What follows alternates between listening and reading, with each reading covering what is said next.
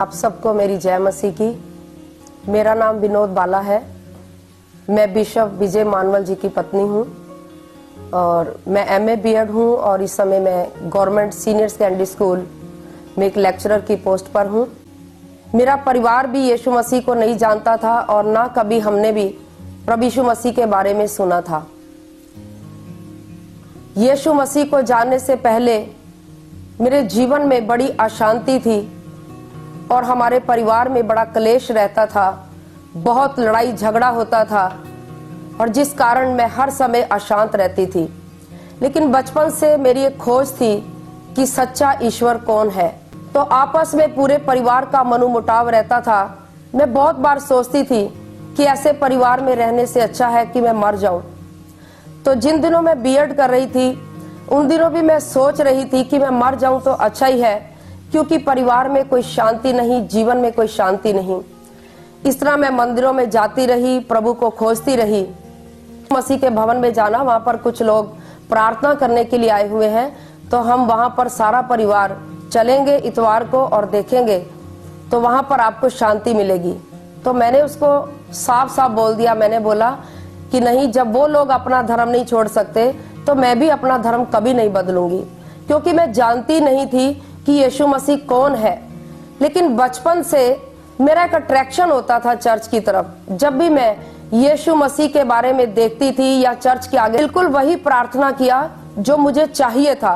और जब वो प्रार्थना कर रहे थे तो पवित्र आत्मा ने मुझे उस टाइम छू लिया, लेकिन मैं नहीं जानती थी कि पवित्र आत्मा क्या होता है उस समय।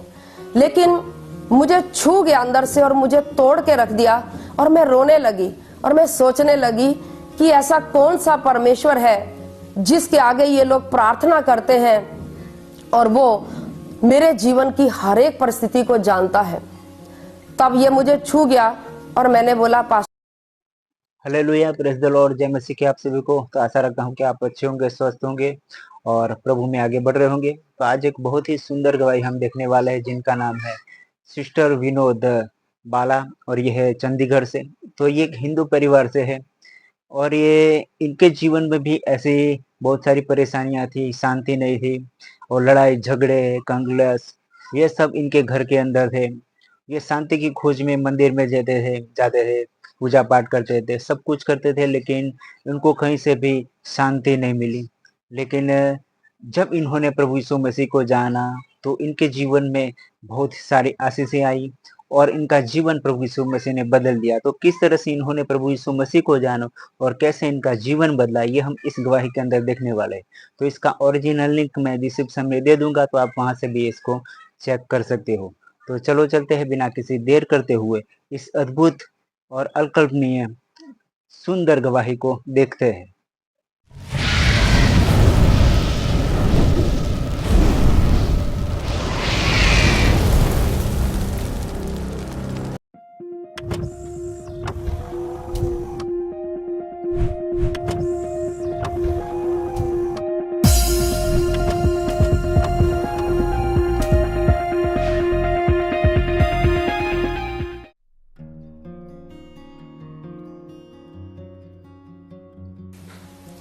आप सबको मेरी जय मसीह की। मेरा नाम विनोद बाला है। मैं बिशप विजय मानवल जी की पत्नी हूँ और मैं एमए बीएड हूँ और इस समय मैं गवर्नमेंट सीनियर सेकेंडरी स्कूल में एक लेक्चरर की पोस्ट पर हूँ और मैं यमुनानगर की रहने वाली हूँ। मैं एक पंजाबी खत्री परिवार से हूँ। मैं आपको बताना चाहती हूँ कि आज से 24 साल पहले मैं यीशु मसीह को नहीं जानती थी। मेरा परिवार भी यीशु मसीह को नहीं जानता था और ना कभी हमने भी प्रभु यीशु मसीह के बारे में सुना था। यीशु मसीह को जानने से पहले मेरे जीवन में बड़ी अशांति थी और हमारे परिवार में बड़ा क्लेश रहता था, बहुत लड़ाई झगड़ा होता था और जिस कारण मैं हर समय अशांत रहती थी। लेकिन बचपन से मेरी एक खोज थी कि सच्चा ईश्वर कौन है, कौन सा ऐसा परमेश्वर है जिसको पाकर मैं शांति पा सकती हूँ। और यही बात को लेकर के मैं मंदिरों में जाती थी, मूर्ति पूजा करती थी और तरह तरह से मैं ईश्वर को खोजती रही। और बचपन से हमारे परिवार का एक मंदिर था, तो मैं वहाँ पर हर संडे को जाती थी, भजन कीर्तन करती थी। तो भी उसके बाद मेरे जीवन में कभी कोई शांति नहीं आई और इस तरह समय बीतता गया और हमारे परिवार में भी बड़ा कलेश होने लगा। यहाँ तक कि हमारे रिश्तेदारों ने भी हमें त्याग दिया और हमें बहुत तुच्छ समझा। मेरे मम्मी एक गवर्नमेंट टीचर थे उस टाइम और मेरे पापा बिजली बोर्ड में थे, लेकिन परिवार में कोई शांति नहीं और किसी भी प्रकार से कोई आशीष नहीं थी। तो आपस में पूरे परिवार का मनोमुटाव रहता था। मैं बहुत बार सोचती थी कि ऐसे परिवार में रहने से अच्छा है कि मैं मर जाऊं। तो जिन दिनों मैं बीएड कर रही थी उन दिनों भी मैं सोच रही थी कि मैं मर जाऊं तो अच्छा ही है, क्योंकि परिवार में कोई शांति नहीं, जीवन में कोई शांति नहीं। इस तरह मैं मंदिरों में जाती रही, प्रभु को खोजती रही। लेकिन एक शाम अचानक सन 93 की बात है, 1993 में, मैं जनवरी का महीना था और शाम के समय मैं सोच रही थी, अपनी छत पर बैठे हुए और रो रही थी और मैं एक बात कह रही थी, मुझे आज भी याद है। मैं बोल रही थी, कोई एक ईश्वर नहीं है जिसके पीछे मैं चल सकूं? क्या कोई ऐसा ईश्वर नहीं है जो मेरी आवाज को सुन सके, जो मेरी प्रार्थना को सुन सके, जो मेरे परिवार में शांति ला सके, मेरे जीवन में शांति ला सके? तो मैं ऐसा सोच ही रही थी। तो एक शाम मेरा भाई बाजार में जा रहा था, तो अचानक से उन्हें कुछ मिशनरी लोग मिले जो यीशु मसीह का प्रचार कर रहे थे। तो उन्होंने उसको बताया कि आप लोग यीशु पर विश्वास करो तो आपके जीवन में भी परमेश्वर शांति देगा। तो मेरे भाई ने घर आकर के मुझे बताया, दीदी आज के बाद उस मंदिर में नहीं जाना और तू मेरे साथ यीशु मसीह के भवन में जाना, वहां पर कुछ लोग प्रार्थना करने के लिए आए हुए हैं, तो हम वहां पर सारा परिवार चलेंगे इतवार को और देखेंगे, तो वहां पर आपको शांति मिलेगी। तो मैंने उसको साफ साफ बोल दिया, मैंने बोला कि नहीं, जब वो लोग अपना धर्म नहीं छोड़ सकते तो मैं भी अपना धर्म कभी नहीं बदलूंगी, क्योंकि मैं जानती नहीं थी कि यीशु मसीह कौन है। लेकिन बचपन से मेरा एक अट्रैक्शन होता था चर्च की तरफ। जब भी मैं यीशु मसीह के बारे में देखती थी या चर्च के आगे से निकलती थी तो मुझे ऐसा आभास होता था, ऐसा लगता था कि मेरा कुछ लगाव है, कुछ ऐसा है जो मुझे चर्च की तरफ खींचता है। तो मैं सोचती थी मैं चर्च में कभी नहीं गई, तो मैं चर्च में जाकर के देखूंगी। तो भी मैंने अपने भाई को इनकार कर दिया कि मैं कभी नहीं जाऊंगी चर्च में और मैं अपना धर्म कभी नहीं छोड़ूंगी। तो मेरा भाई कहने लगा, अच्छा कोई बात नहीं, इस इतवार को तू मंदिर में नहीं जाएगी और मैं देखूंगा कि तू कैसे मंदिर में जाएगी। मैंने बोला तू देख लियो।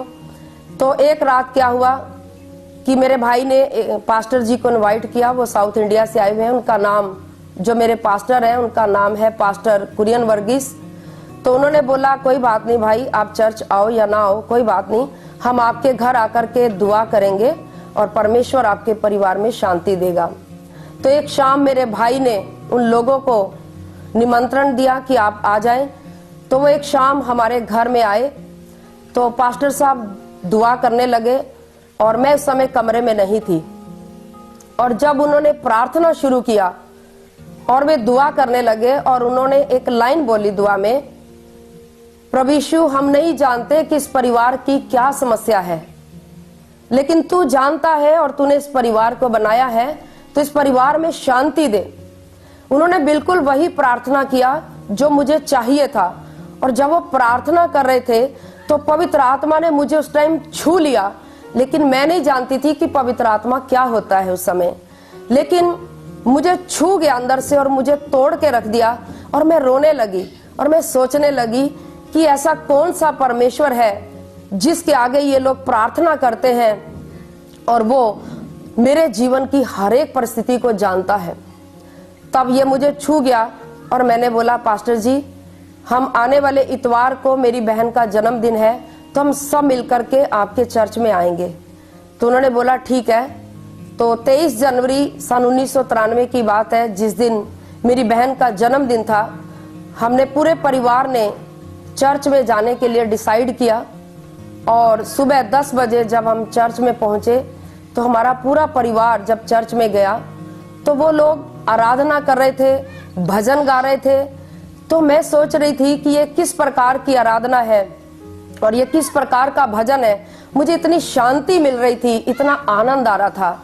इससे पहले मैंने कभी मंदिरों में, कभी भी किसी जगह पर ऐसी प्रार्थना और ऐसा भजन कभी नहीं देखा था। तो वहां पर मैंने गवाही सुनी थी, एक औरत के अंदर से दुष्ट आत्माएं निकली थी और वो चंगी हुई थी।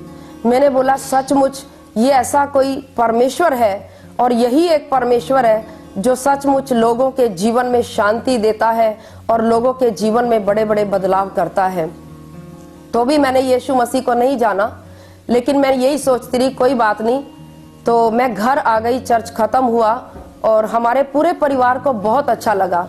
उन्होंने हमारे लिए प्रार्थना किया, हम घर आ गए। तो एक दो दिन के बाद क्या हुआ, अचानक से मैंने बोला कि मैं तो उसी मंदिर में जाऊंगी, लेकिन मेरा मन दो तरफ हो गया, मैं मंदिर जाऊं या चर्च में जाऊं। तो अचानक से क्या हुआ, हमारे परिवार में हमारे रिश्तेदारों के साथ कुछ मेरे पापा की अनबन हो गई। तो उन्होंने बोला कि आज के बाद आपकी बेटी हमारे मंदिर में कभी नहीं आएगी। तो मेरा दिल टूट गया। मैंने बोला ये कौन सा ईश्वर है जिसको लोग बांटते हैं और वो परमेश्वर हमारे जीवन में कोई शांति भी नहीं देता। तो मैं टूट गई कि सचमुच ये परमेश्वर नहीं हो सकता है।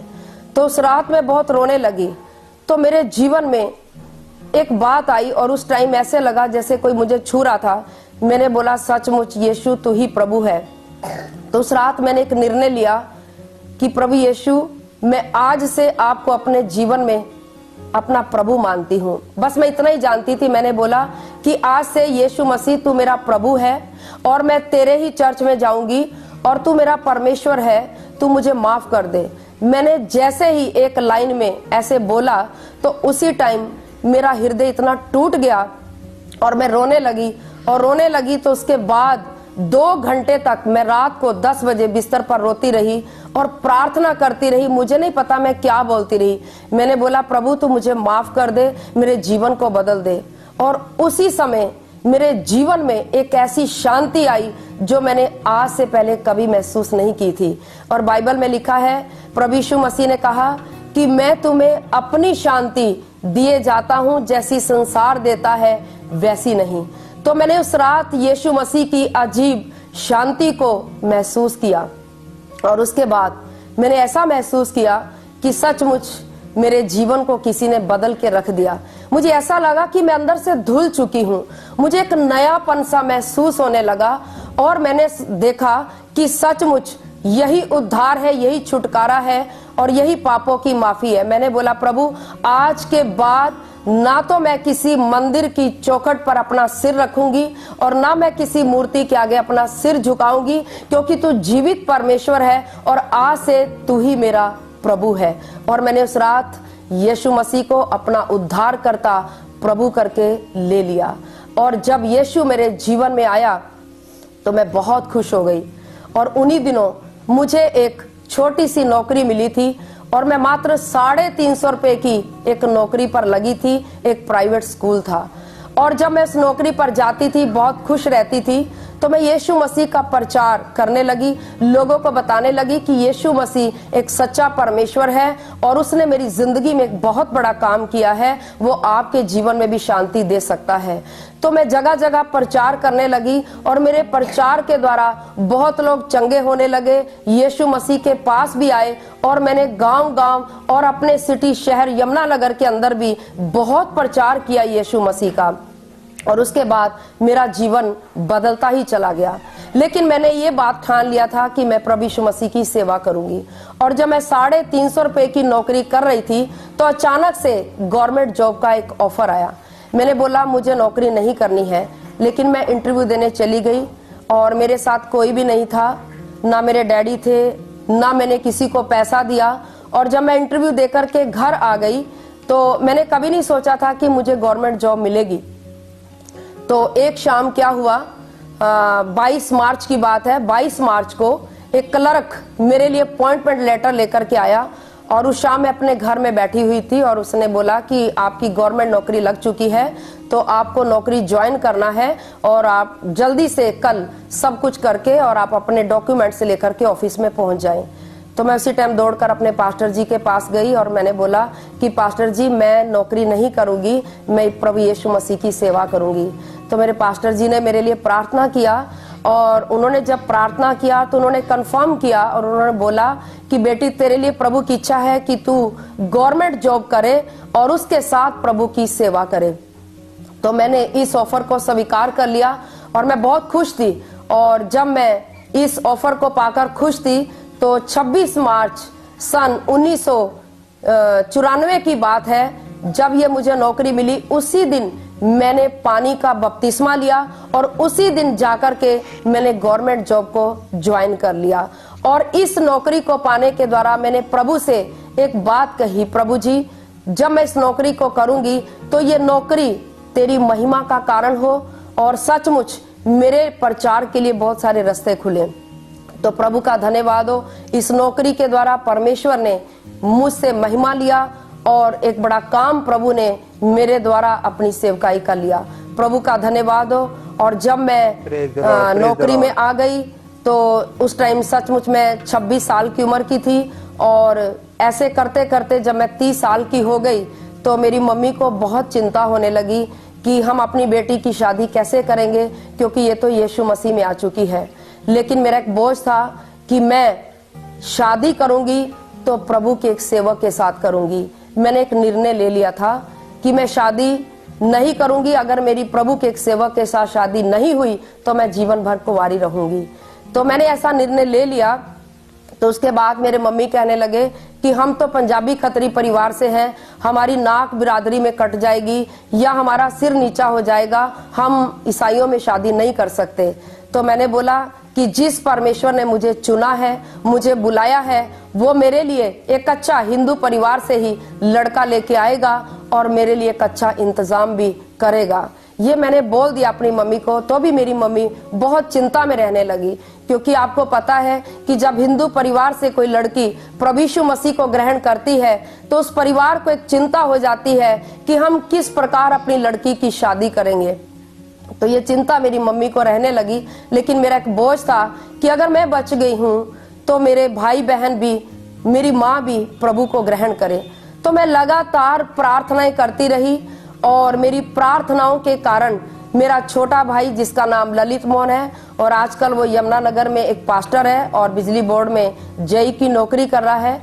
तो मेरी प्रार्थनाओं के द्वारा पहले मेरा छोटा भाई बचा, फिर मेरी बहन बची और उसके बाद मेरी मम्मी ने भी प्रभु यीशु मसीह को ग्रहण कर लिया। मैं बहुत खुश हुई कि मेरी प्रार्थनाओं से मेरे परिवार में 4 लोग बच गए। परमेश्वर का धन्यवाद हो।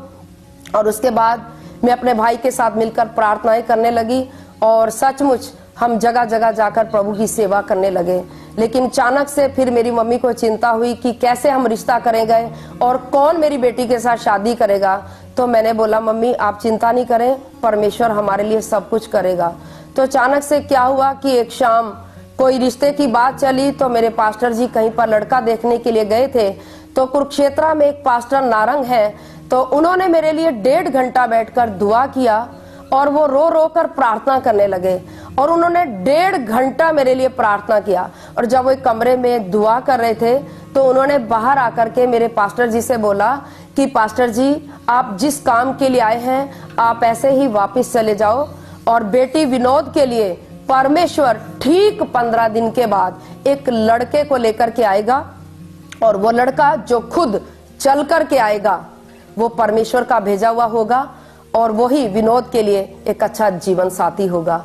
तो सचमुच मेरे पास्टर जी को बहुत खुशी हुई और एक मेरे लिए प्रोफेटिक भविष्यवाणी हुई। मेरे लिए ऐसी बात जब उस पास्टर नारंग जी ने कही तो मेरे पास्टर जी बड़ी शांति के साथ लौट आए।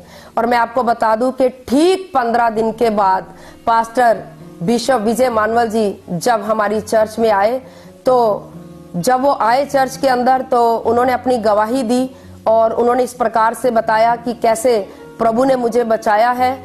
तो मैंने जब उनकी गवाही सुनी तो उनकी गवाही से मैं बहुत प्रभावित हुई और मैं उन दिनों प्रार्थना करती थी कि मुझे कैसा लड़का चाहिए।